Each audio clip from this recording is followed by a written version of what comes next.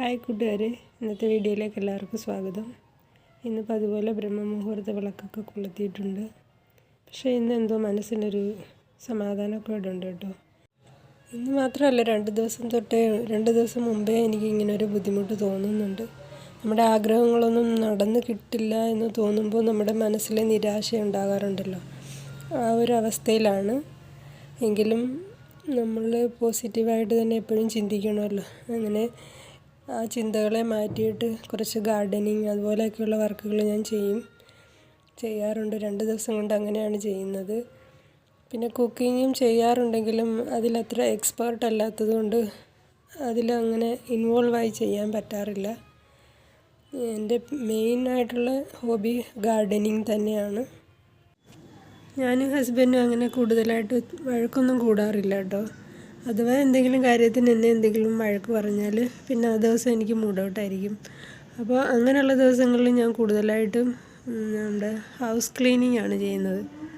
അദ്ദേഹത്തിന് മുമ്പിലോട്ട് പോകാതെ തന്നെ ഞാൻ അടുക്കളയും ബാക്കി റൂംസൊക്കെ വൃത്തിയാക്കി അവിടെ തന്നെ നിൽക്കും. അങ്ങനെയും ചെയ്യാറുണ്ട്. ഇപ്പം ഇതങ്ങനെയൊന്നുമല്ല കേട്ടോ, മനസ്സിന് വല്ലാത്തൊരു വിഷമം ഉണ്ടായി. അത് കാരണം ഒന്നും പ്രാർത്ഥനയിലും അത്ര കോൺസെൻട്രേഷൻ കിട്ടുന്നില്ല. പിന്നെ ഇത് ഇന്നലെ ഞാൻ വൈകിട്ട് കൊളുത്തിയ നമ്മുടെ വെറ്റില ദീപമാണ്. അത് ഇങ്ങനെ മുടങ്ങാതെ കൊളുത്തുന്നുണ്ട്. ആഗ്രഹം സാധിച്ചിട്ടില്ല ഇതുവരെയും. ചെറിയ ചെറിയ മാറ്റങ്ങൾ ഉണ്ടായിട്ടുണ്ടെങ്കിലും പൂർണ്ണമായിട്ടും ആഗ്രഹം സാധിച്ച് കിട്ടിയിട്ടില്ല. അപ്പം ഞാനിത് കണ്ടിന്യൂ ചെയ്തുകൊണ്ടേയിരിക്കും.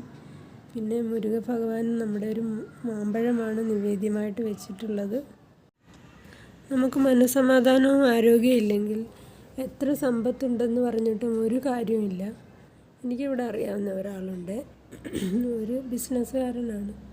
അദ്ദേഹത്തിന് കോടികളുടെ ആസ്തിയുണ്ട്. പക്ഷേ നല്ല രീതിയിൽ ആഹാരം കഴിക്കാൻ പോലും വയ്യാത്ത ഉള്ള അസുഖങ്ങളൊക്കെയാണ് അദ്ദേഹത്തിനുള്ളത്. അപ്പോൾ ഇത്രയും കോടികൾ സമ്പാദിച്ചുണ്ടാക്കിയിട്ട് എന്തോ പ്രയോജനം? ഇഷ്ടമുള്ള ഒരു ഭക്ഷണം കഴിക്കാൻ പോലുള്ള ഒരു ജീവിതം ഇല്ലാത്ത ഒരവസ്ഥയൊന്ന് ആലോചിച്ച് നോക്കിക്കേ. ആരോഗ്യവും സമ്പത്തും മനസ്സമാധാനത്തോടും കൂടി ജീവിക്കുന്ന എത്ര പേര് ഈ ഭൂമിയിലുണ്ടാകും? അറിയില്ല.